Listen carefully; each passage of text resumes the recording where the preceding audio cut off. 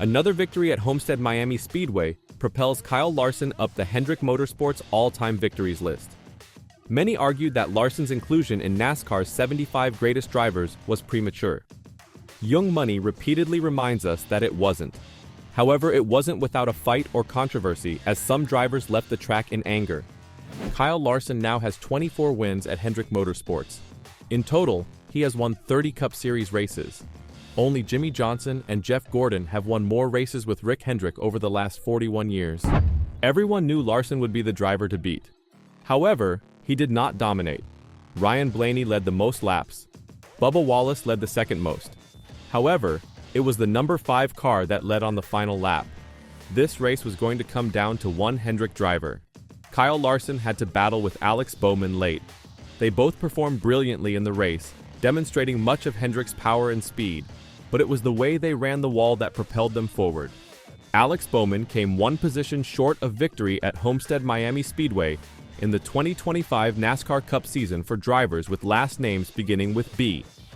Alex Bowman took the lead with 33 laps remaining, squeezing around Bubba Wallace when he went tight at the exit of Turn 2. They drag raced down the backstretch, but Wallace was unable to stop the charge. However, the race for victory was far from finished as Kyle Larson launched a final charge against his Hendrick Motorsports teammate.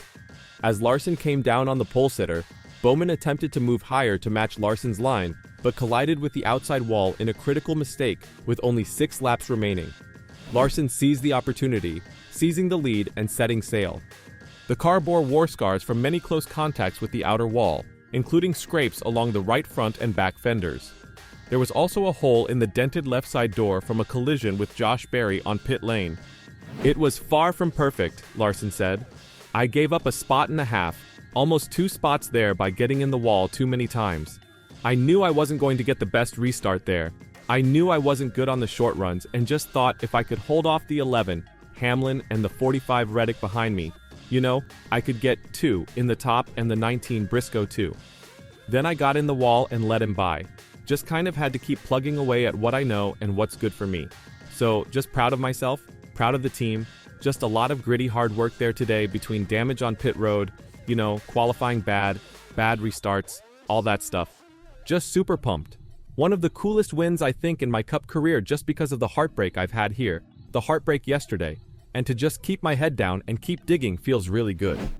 The race was fairly clean with only 2 cautions for cause. The first when Christopher Bell spun, and later when Ryan Blaney's engine exploded after leading the most laps. Bowman finished second, 1.2 seconds back of the lead, while Wallace finished third and received a bonus point for fastest lap. Alex Bowman started Sunday's race from pole position, hoping to follow in the footsteps of Tyler Reddick, who won this race from the front row last year. Bowman led 43 laps and accumulated stage points throughout the day. Bowman was in 4th place on the last restart with little over 50 laps remaining, but he swiftly moved 3 wide for the race lead. While Bubba Wallace escaped and sped away, he was able to catch him inside 20 laps and take the race lead. Unfortunately for him, his teammate Kyle Larson was performing an exceptionally high line work, running directly against the outside wall. Bowman attempted to respond as his lead faded, but the wall snagged him, slowing him down at the exit of Turn 4, with 6 laps remaining. That made Larson's job easy, as he drove by without looking back. "I guess I choked that one away," Bowman admitted after the race. "Saw the 5 Larson coming, so moved around a little bit. Not when he passed me, but the time before that, I hit it hard with the right front and ended up just bending something enough that I lost a lot of right front feel, and then I pulled it off the wall too far, right there, and ended up hitting the fence pretty bad. So I hate that for this Alley 48 group. They deserve better than that. Just a couple of mistakes there. I felt like we were okay all day. That last run was the best we were. I hate it for Mr. Hendrick. Congrats to Kyle. We're going to try get another one this week." Bowman's 2nd place finish on Sunday was his best since winning at the Chicago Street Course last summer, and it was also his first top 5 finish at Homestead. He finishes the race 3rd in the championship standings, after Hendrick teammates Larson and William Byron, who leads the points pile. As said, Bubba Wallace finished 3rd in Sunday's Straight Talk Wireless 400 at Homestead-Miami Speedway, trailing race winner Kyle Larson and Alex Bowman. Wallace missed a chance to win for the first time since September 2022, but he still ran his best race of the 2025 season. That's fantastic news for Wallace, who was in urgent need of a solid run. It was really good, Wallace said. We showed up here in Miami and had speed. That's the first box you want to check. We all know when you're a race car driver, you want to show up and be competitive, and we were that.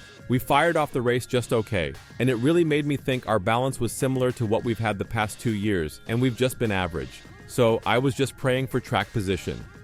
My pit crew has just been on fire. Tremendous amount of work has gone in the last 5 years of this team to get to where we're at. We're not where we want to be, but we're damn sure competitive each and every stop. They got us up there and gave me a shot, and our Columbia Toyota Camry was just game changer. Wallace was quite swift. He led a season-high 56 laps, second only to Ryan Blaney, 124. He had some early struggles with Joey Logano and Austin Cindric, but by stage 3, he was in contention for the victory. Wallace emerged first from pit road on lap 213 and passed Kyle Larson on the subsequent restart to seize the lead.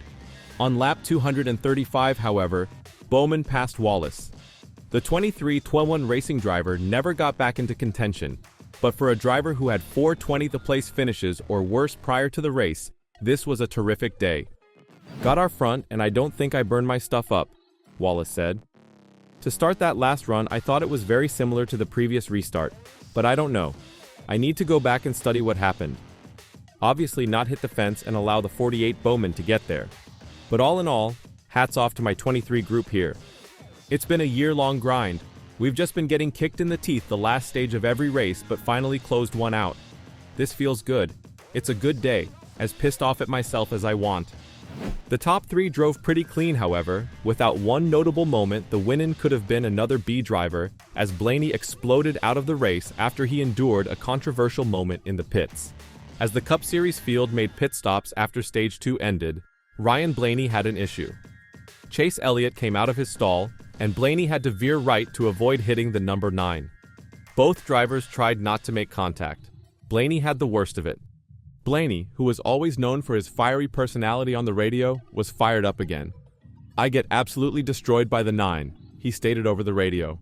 When Blaney returned to the track, Crandall noticed that he drove up alongside Elliott. He either mentioned anything or told him he was number 1. I am sure the two will speak later, probably after they've left Miami. Elliott received a penalty, but not for the Blaney incident. He was punished for not entering pit road in single file.